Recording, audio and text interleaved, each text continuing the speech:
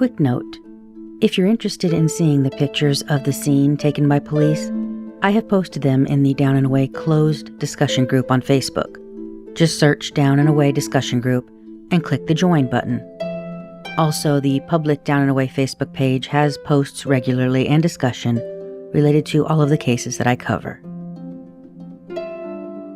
Bright and early on Sunday morning, the search for Lisa Beckel resumed on Sneed Island, at the area where her clothing was found. Almost as soon as the detective showed up that morning, he spotted her. According to the report, they had searched the area directly across the lagoon with dogs the day before, but they hadn't seen her. As far as the timeline goes, this was just around 9 a.m. as the day's search began, and the body of a white female was immediately discovered in the water on the north side of the canal, directly across from what they deemed to be the crime scene. From the report, quote, "The victim's body was visible on the shoreline across the lagoon from the scene at the water's edge under some tree limbs." The crime scene was immediately taped off, a perimeter was established, and every responder that entered the scene was noted, along with arrival times. They also collected the names, addresses, and vehicle tag numbers of everyone that came by the crime scene that day. Every vehicle traveling down that 2-lane unpaved road headed toward Emerson Point, or wanting to do so, was stopped. In the end, they had a list of people, a few of whom had seen a white truck in the area the day before and on that same day.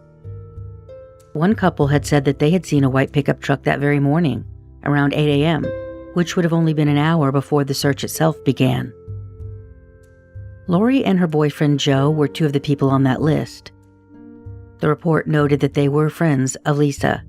I believe it was the night before she went missing. We used to hang out at a park in Palmetto. There used to be a Palmetto Elementary School there. We were all going up to Club Yana, which was a teenage dance club. She declined to go because she was going to go see an older boyfriend of hers that she was dating that worked at a gas station. The gas station, I can't remember the name of it, but where the Green Bridge is, it was right on the corner on the right-hand side before you would go over the Green Bridge in Palmetto. Okay. That was the last time I ever saw her alive. I want to say it was the day before I found out she was missing. You heard from Lori in episode 1. Here's a bit more. It looks like your name is on there because you had driven down to that area and you were with Joe Lamline. That's correct. Okay. He was my boyfriend, and we used to always go to that area. And then, fortunately, when we came around that corner, I saw the medical examiners, and yeah, that's what happened. That's exactly what happened. But he actually worked at the yacht club there, so it was not uncommon for me to go pick him up, and we would ride out there and talk and chat and do what kids do. Exactly. Okay. So, when you were driving out there around that corner, when you saw you guys didn't know she was missing at the time? Yeah, we knew she was missing. Tell me when you remember. I believe we knew she was. This is so long ago. Yeah. I will do everything I can in my power to help you. Yeah. I believe at that point we knew she was missing. I think I might have heard it rumored, and I'm not sure if it was before or after, that they had found her car over by Bishop Planetarium, which is another place all of us kids used to go on the weekends. Okay. We would go out and drink beer illegally and so forth, if you want to know the truth. Yeah, well, I did too, so that's what we all did at that age. That's what we did. And the park over by Bishop Planetarium, which is on the other side of the Green Bridge, we used to hang out in that park on the weekends. It was not uncommon for 20, 30 of us to be out there. Okay, so the name of the park that her car was found in was Rossi Park, so that's the one you're talking about? I don't know what the name of it is. Okay. Again, it's been so long. I can tell you if you pull it up on a map, and there's Bishop Planetarium that's right across the highway from it, that's the park. Okay, so this is the same park that you saw her at that night? No. The park that I was with her at was another park we used to hang out with. There was a school called Palmetto Elementary. I don't even think it's still standing there anymore. Okay. They had the big 4th of July celebrations there every year for 4th of July, like the big family events. That's the park that we were in. And was this a small group, a large group? What was going on at that time at that park? I think, I can't remember. I want to say like there was probably 4 or 5 of us there. Joe was my boyfriend at the time, so him and I were always together, and we were most likely there together. But we used to go to a club called Club Yana, which is a teenage club. I think it's in Sarasota. For teenagers, it was kind of like a dance club minus the alcohol. She didn't go because she was going to go talk to her boyfriend that worked at the gas station. That was the last conversation I physically saw her and had with her. And this was a nighttime conversation or daytime? This was a nighttime conversation. I mean, if somebody had called me when all this happened, nobody ever spoke to me about any of this. Yeah, that's unfortunate. So, and that's because my memory was crystal clear then, and for years I just tried to put it out of my head. And the thing is, if you're saying that club was on Friday nights usually, and you were headed over there, then you may have talked to her that Friday night. And the time that you talked to her would have been important. And you're not sure if the day that you guys went down there, your specific reason for going down to Emerson Point that morning would have been to find out what was going on with Lisa, or were you just going down there? Oh, God, no. I had no idea she was even over there. None. I mean, if I had known that, I would have gone and rescued her. No, it was just an unfortunate coincidence that's where Joe and I always went because he worked at the yacht club. So we would go out there and hang out. Then I'd take him to work, or I'd pick him up from work and we'd go out there. That was our little go-to place. He was my boyfriend. We made out up there. That's what we did. Daytime and nighttime you'd go out there? Oh, yeah, because he had different shifts at the yacht club. And unfortunately, it's really sad because he would probably remember it better. He passed away about 4 years ago. Because law enforcement had a difficult time the previous day with getting a boat into the area in question, one of the officers had brought his own personal John boat from home, and it was used to get across the lagoon. The medical examiner was present at the scene, and they noted that Lisa was face down in the water, nude except for her bra, which was unfastened and tangled around her shoulders. A diver went into the water near the body and tried to locate her missing earring. That second earring would never be found. One damaged earring had been recovered the day before on the ground, in the same area where they found the used condom and the empty wrapper. Once the initial images were taken of Lisa's body in the water before disturbing the area, a body bag was slipped over her and she was towed back across the lagoon to the accessible side. That alone, that they had to tow her back across, should tell you a bit about the area they were working with. This was not a huge body of water. This was not a deep body of water. It was a fairly narrow canal in a heavily wooded area. 3 pieces of jewelry were recovered from Lisa: her Palmetto High School class ring, a small bracelet, and a small necklace. At 2 p.m. the next day, an autopsy was performed. It was the medical examiner's belief that Lisa was alive when she went into the water, due to the presence of water in the sphenoid sinuses. She had no ligature marks and no sign of trauma in the neck area, which would indicate strangulation. Other than bruising on her left leg below the knee, the only injuries noted were described as 3 pinpoint hemorrhagic needle marks found on the inner arm, below where the elbow area bends. To further confuse that issue, when the toxicology report came back, no drugs were found in her system. And I did find that slightly interesting because Lisa was known to smoke pot. She had been smoking it for at least 3 years from my own research, and generally that can stay in the system for a few days for a casual user. The final conclusion by the medical examiner would be cause of death, drowning with contributing factor of acute ethanol intoxication. Manner of death, undetermined. Let me ask you about those needle marks, because initially the first examiner that came out to the scene described them as puncture marks, but in the ME's report, they are listed as hemorrhagic needle marks, and it's not, in my experience, medical examiners know what a needle mark looks like. They're not describing it as a needle mark if it's not a needle mark. What were you told about them? What was done? What did you see the actual marks? What can you tell me? Just a picture, I think, of them. And my doctor at the time, and he looked at Lisa's body for me. He and the nurse went and looked at Lisa's body. And because I was concerned about what kind of marks would have been on her arm. Mm-hmm. Because I wondered if she was doing any kind of drugs. Intravenous, okay. Mm-hmm. But, I mean, she never seemed, I couldn't tell like she was doing that. And I'm talking about marijuana, not the hard drugs or anything like that, or I didn't know Right. I had a big problem with that. Right. And I didn't want my daughter smoking marijuana either. Because that's all she had in her system was alcohol. And the only other explanation I can think of was did she have any doctor's appointments or blood tests done for any reason within those couple days? No. You know how you give blood or whatever at the doctor. That's the only thing. That's the only reasonable thing I could think of that would explain them, with no drug in your system, except alcohol. And they listed it as a fairly acute level of alcohol, a high level. So, I'm thinking crazy stuff like, did someone inject her with alcohol? Or is the toxicology screen, was it not accurate?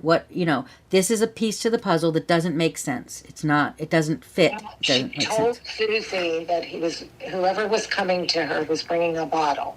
She told Susie that. Mm-hmm. So I don't doubt that she would have had alcohol in her system.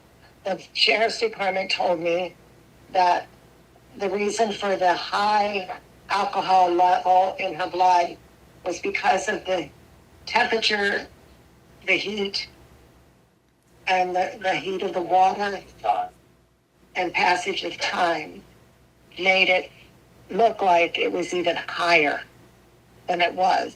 Okay. They explained that to me then because I thought, oh my God. But yeah, they did discuss that with me or tell me about that.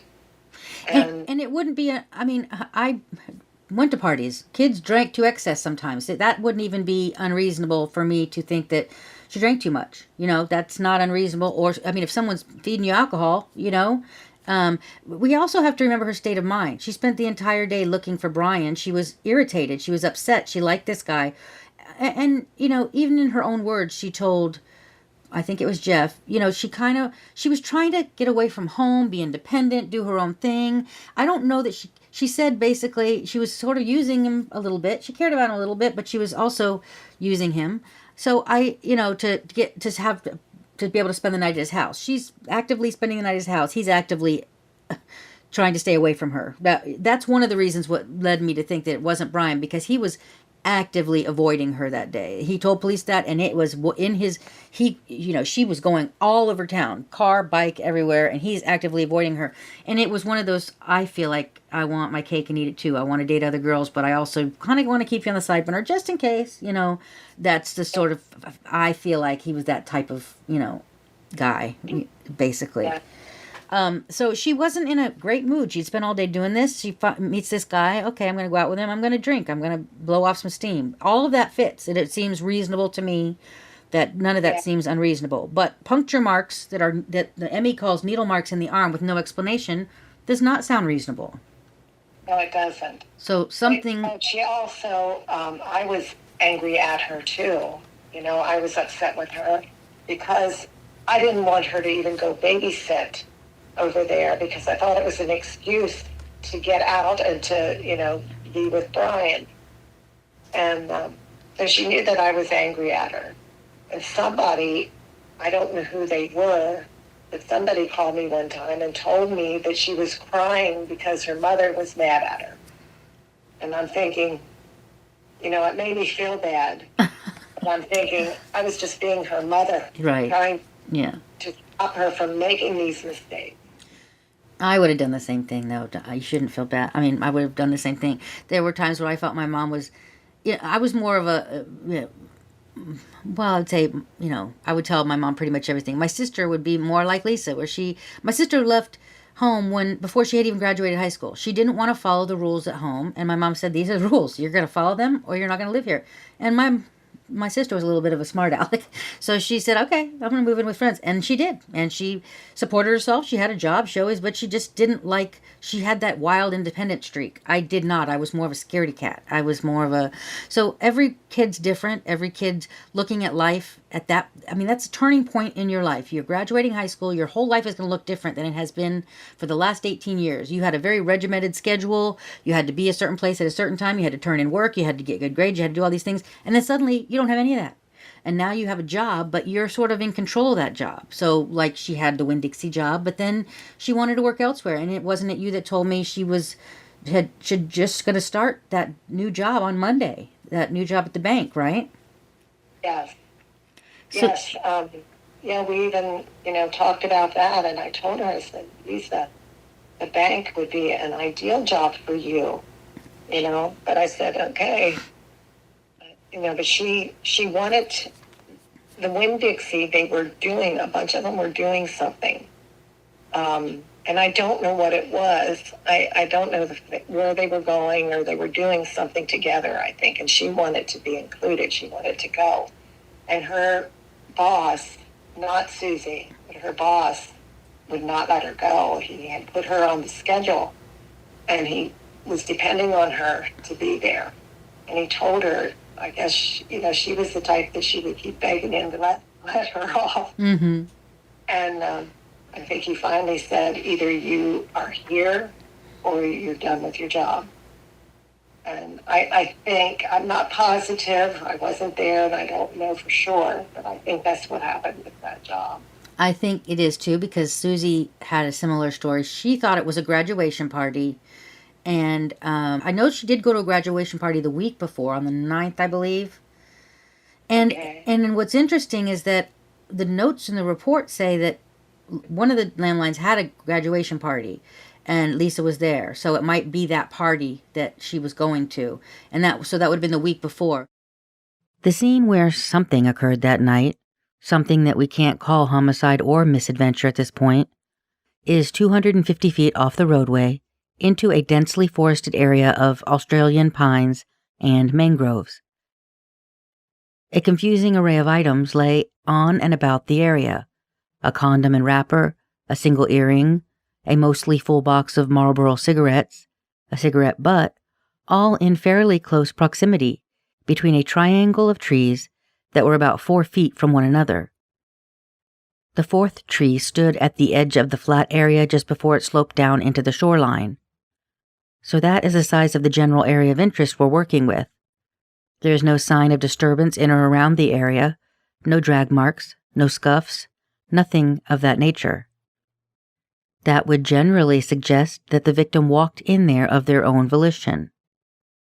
One glaring omission that I noticed was nothing related to footprints or shoe prints. If Lisa's shoes were found on the shoreline of the water, I would have hoped to have seen some indication of bare footprints in the area, unless the tide in the canal or lagoon could have risen and fallen enough to erase them, because they do describe a sandy shoreline.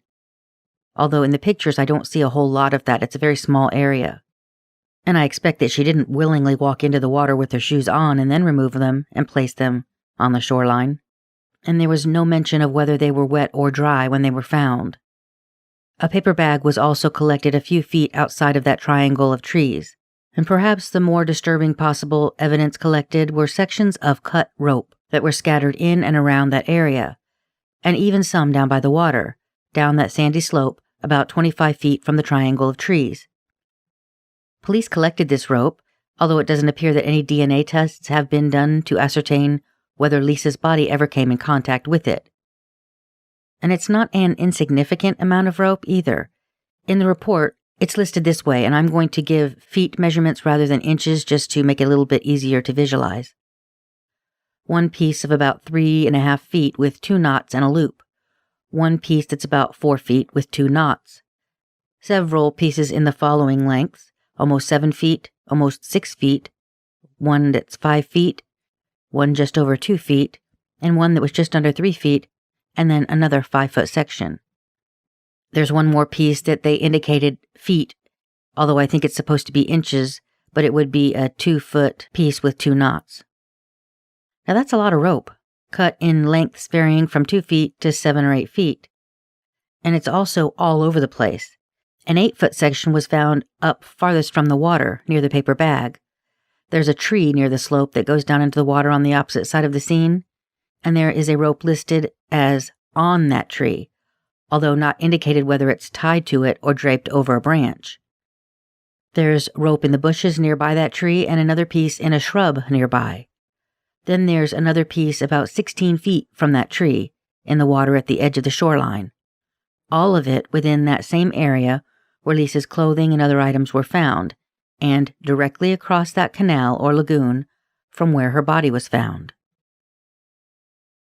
Because we don't know if those rope sections were in any way related to Lisa's death, we're left to wonder what other uses would someone have in that area for those kinds of varying lengths of rope. There are no other clues in that regard, like specific evidence that pieces of the rope had been used for something like crab fishing. Nothing was tied to the end of any of them like bait. Nothing was tied that would help them float either, like buoys or bobbers. And as I understand crab fishing, it's not a toss the line out and wait, like pole fishing.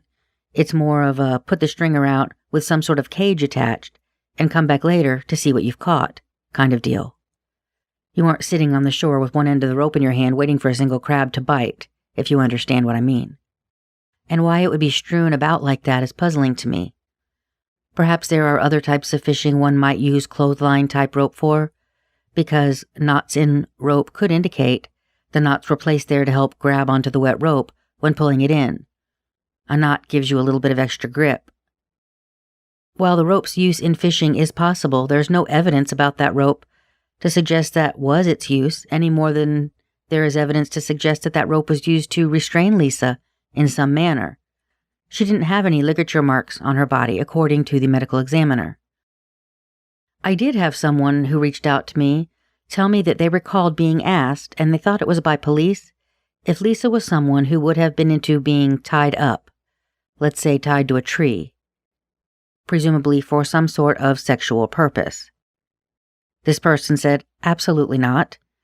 But a friend of Lisa's having been asked that question by police makes it sound to me like they were just as flummoxed about the rope as I am.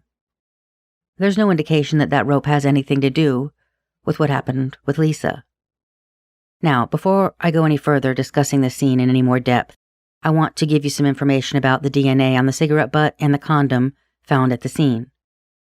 During my research, I reached out to Manatee County Sheriff's Office, and I was put through to a Detective Sergeant Levita and told that I could leave him a message and have him call me back. But I needed to be patient because they were actively working 3 homicides at the time. So honestly, I was shocked when he got back with me, and he did, just a couple days later.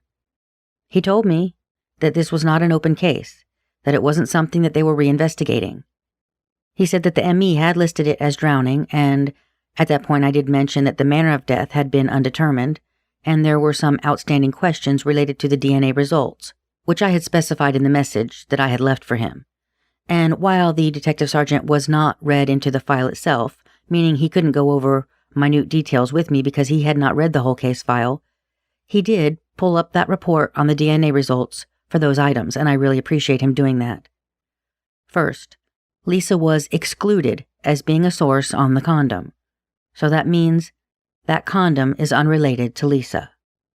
Second, Lisa's DNA could not be excluded from the cigarette butt, meaning that it is likely hers, but there were at least 2 contributors, meaning her DNA and at least one other person's DNA, on the cigarette butt.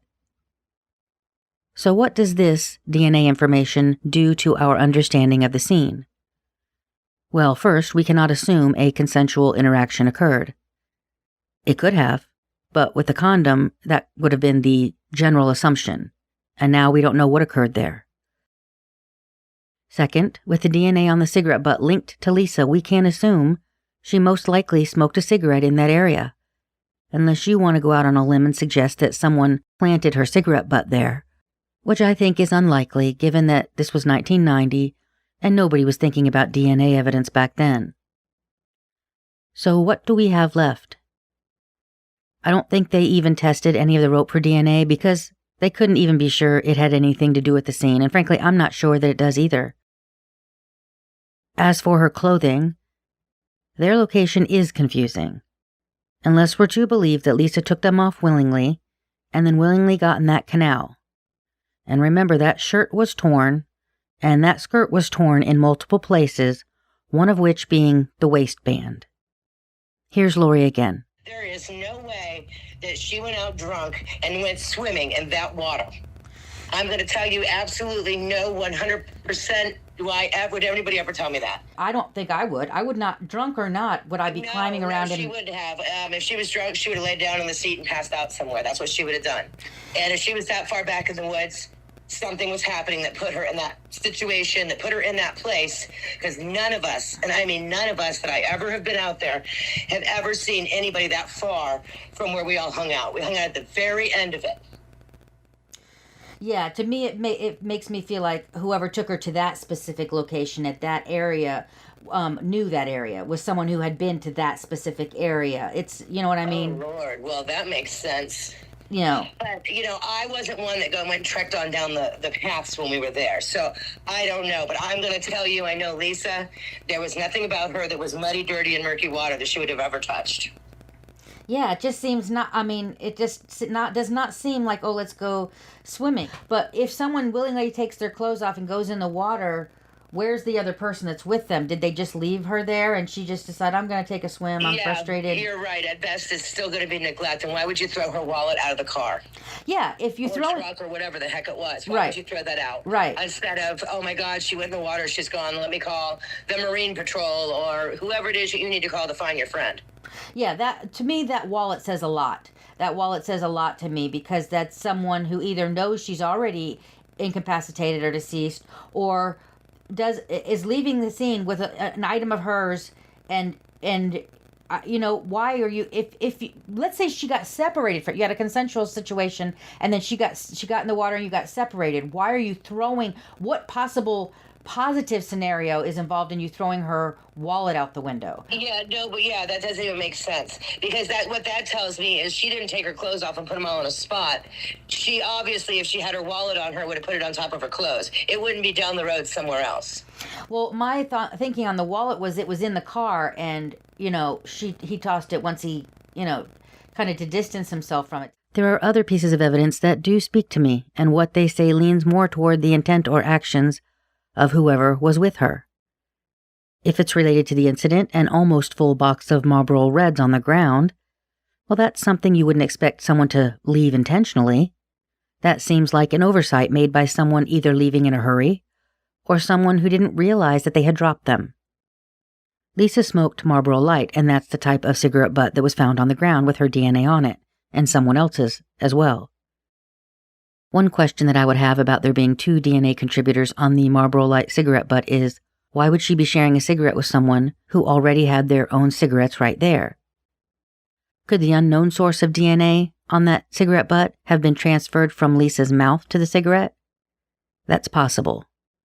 Another more troubling possibility would be that more than one male was there with them, someone who smoked Marlboro Reds and someone else who had taken a drag off Lisa's cigarette. Or the other possibility is, like the condom, that almost full pack of cigarettes has nothing to do with the death of Lisa either. I know that they fingerprinted that box of Marlboros, but I would think that now in 2022 DNA tests could be performed on it. When you pull out a cigarette, your fingers touch various parts of the box. I don't know, however, how much of an appetite there is within the Manatee County Sheriff's Office for doing any more DNA testing in this case. Now, it appears that whoever left Lisa out there also tossed her wallet out the driver's side window as they left Emerson Point, which seems to indicate that person or persons either had some idea she wouldn't need it or didn't care enough that she would. Her purse and her car keys were also never found. Why would someone toss her wallet out as they drove away? And where did her purse end up? One of Lisa's damaged earrings was found on the ground at the scene. The other was never found. It was Susie that told me that it was damaged, because she looked at it when she looked at the clothing to verify that they were Lisa's for the police. So how, if it was damaged, would it have gotten damaged? Lisa's cause of death was drowning, with acute alcohol intoxication being a contributing factor, yet no other drugs were found in her system. Yet she had what the ME described as 3 pinpoint hemorrhagic needle marks in her arm. Generally, a medical examiner will not qualify a puncture mark as a needle mark unless they are fairly certain a needle went into that arm. A needle mark is a very specific type of injury. And if it's a needle mark, why did her tox screen indicate nothing other than alcohol in her system? Let's say she did go and have consensual sex and got in the water. I don't know. There goes somebody that I'm out with right now that is in danger. Let me call 911. Exactly. That's exactly You don't right. just leave somebody dead in a ditch. Even if I was in a hookup situation and embarrassed the shit out of myself, this person's dying, I need to call 911. Or if she's acting silly and in the water for some reason, which we don't even think happened, but say she did take her clothes off and go into that water, aren't you trying to get her out and say, quit being stupid? And even if you're mad at her, dragging her out of the water and getting her in the car or something, somebody left, there was some sort of negligence involved at the very least. But I believe it was more than that.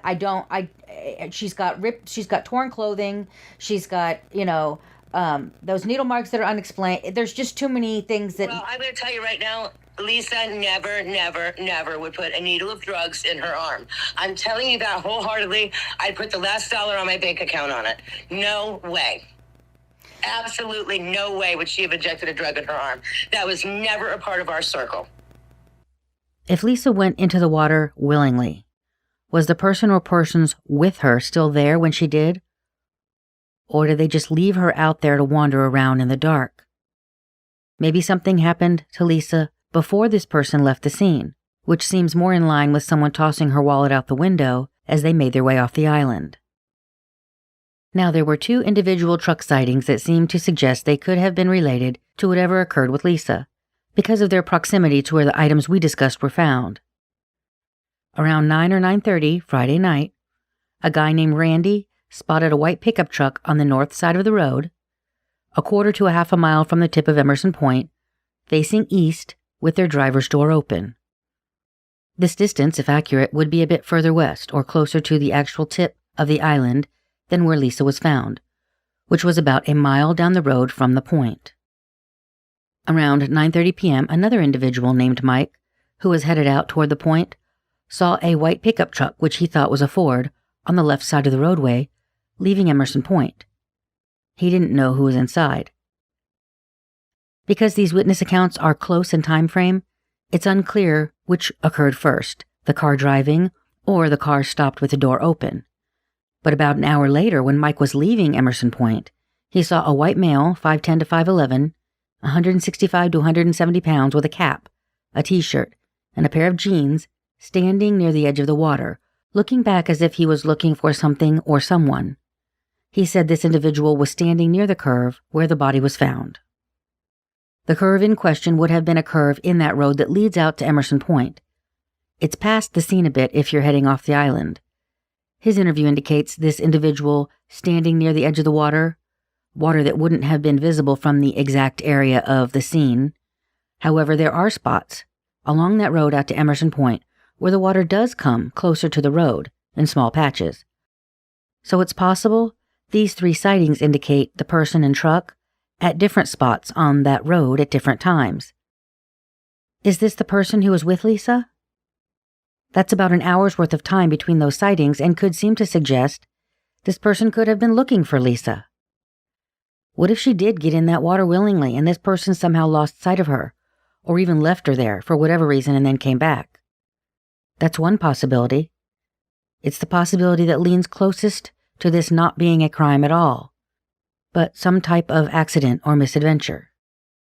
An inebriated young woman somehow in a situation through no fault of anyone involved other than recklessness, which ends with an accidental death.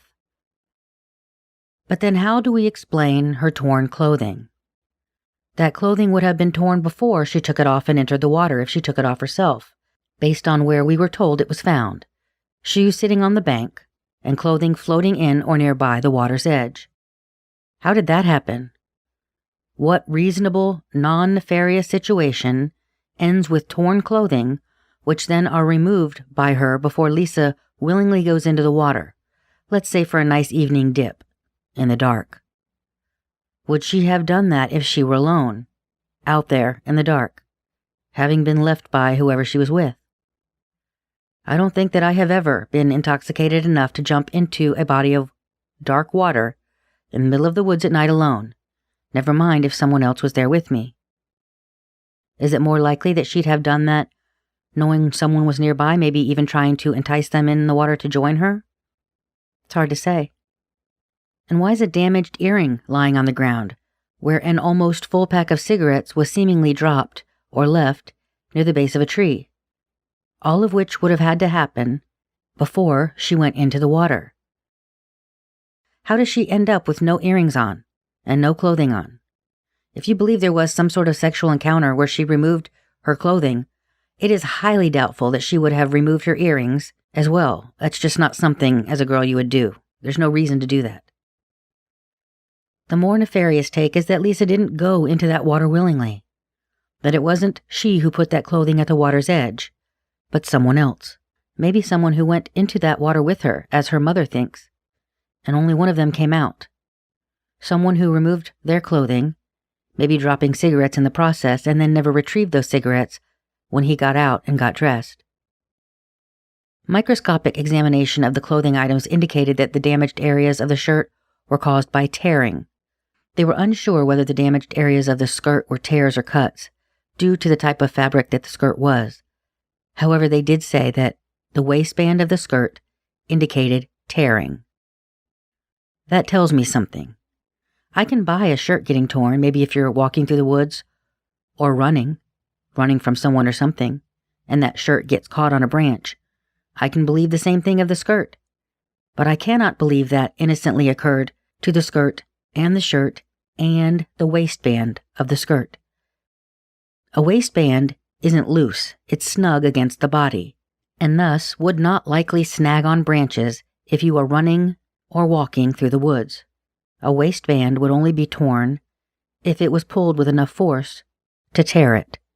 The top was torn, and I'm not sure if she had a black skirt on and a white top or vice versa, but the top was torn, definitely.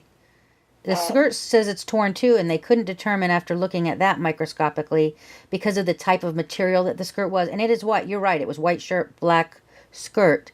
The skirt, they couldn't establish that there was a hair, I believe, at the hem of the skirt too, but they weren't sure because it kind of looked like a cut. And they couldn't tell you know how when you tear something, there's kind of like little uneven bits, but when you cut something, it doesn't necessarily always have that. So that part was, they weren't unsure if the part near the bottom was cut or torn, but they did say that on the skirt, the elastic at the waistband was torn. So that all sounds like struggle. That sounds like a struggle, but the problem is that the police said that at that scene, there was no signs on the ground of struggle, no drag marks, no torn tree limbs, no scuffs in the dirt. She was in the water. I think they were in the water struggling, is what I think.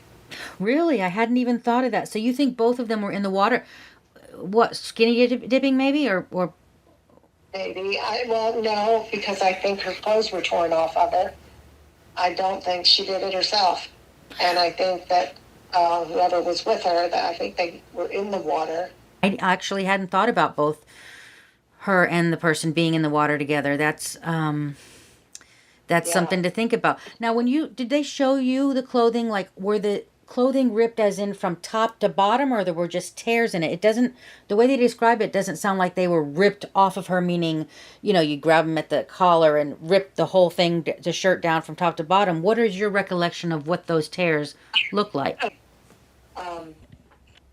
When I saw them, I can't remember, Jenny, if they were ripped completely off of her or just the shoulder. It was, like a top that had the cutouts, like across the front and the back. But I wonder if they still have that. They should. They definitely shouldn't have gotten rid of it. What about, do you remember any, like, grass stains or drag marks on the clothes or anything that led you to believe that she was wearing them and dragged? No. Okay. No, I don't. I think it was done in the water. I think she was drinking because she told Susie that the person was bringing the bottle. Mm-hmm. And I think she was drinking, probably, possibly, most likely. Yeah. Well, that she was drinking or they were drinking. I mean, they were probably both drinking. And so that, Yeah. when people drink, there's a possibility that they will do things like get in, skinny dip and get in the water or whatever. But if you're thinking they were in the water clothed, like that would indicate you would think that someone, I mean, being clothed in the water and then having your clothes ripped off in the water or pulled off in the water. I mean, that's the thing with when you're talking about someone being intoxicated, they might do things that they wouldn't normally do when sober. So maybe she did go in the water with her clothes on, or maybe she was forced into the water, or we don't but we don't know. We don't have enough information to know exactly what happened, and that's why I was focusing on the clothes because something doesn't. I feel like when you're putting a puzzle together and you're missing some pieces, so you can't get it all together because it's not all there. When I get that feeling, it's usually because either the scene has been staged or changed or affected in some way by someone. Yeah. You know what I mean? And that's a possibility too. What if we have someone who did something to her and then she was passed out or incapacitated, and then that site was essentially an area where they just put her? I have to think of all the possibilities. So when I was asking questions about Keith, that I wanted you to understand, that's why I was asking. And there's a reason why police polygraphed him and the people that they polygraphed. Every person that they polygraphed, they had a reason for doing so that made sense to me. I mean, his name is Keith. The name Keith was mentioned. He physically matches the description that Willie Oliver gave. His vehicle matches the description. But we have to contend with the fact that she told her friend she was meeting someone that she had just met. She didn't say, I'm going to meet my cousin. She said, I'm going to meet someone I just met at a stoplight. And that's what happened. So we know those two things happened because what Mr. Oliver said and what Susie said corroborate one another and match. We also have to contend with the fact that Lisa told multiple people she was being followed by someone in a truck and she met someone in a white truck. All those things don't jibe with my cousin Keith. I understand. You know what I mean? I'm understanding that. So it tore him up and he was upset with me because he thought that I gave them permission to do that. And I felt that if I discouraged them from doing it, they would wonder why, and so I told them that they're going to have to go ahead and do it. And I went to him and I said, Keith, they're going to take your testimony. I said, if you're not lying about anything, it won't hurt to do that. So they leave you alone, Yeah. So they did. They went ahead and did it. And of course, he was upset ever after. And he's deceased now. He's not even here anymore. But one of the last things that he talked to me about was Lisa. What did he say? Just, like encouraging me to try to find who did it to her. He wanted me to, not give up, and what he didn't understand was I was killing myself trying to find the answers, and with no help at that point, I couldn't continue to do that. I worked. I had to, I worked for the county or for the clerk's office. I had to be able to work. I needed to work. Yeah. And that actually helped me, believe it or not, because, then I had my mind on my job and that sort of thing. So it helped.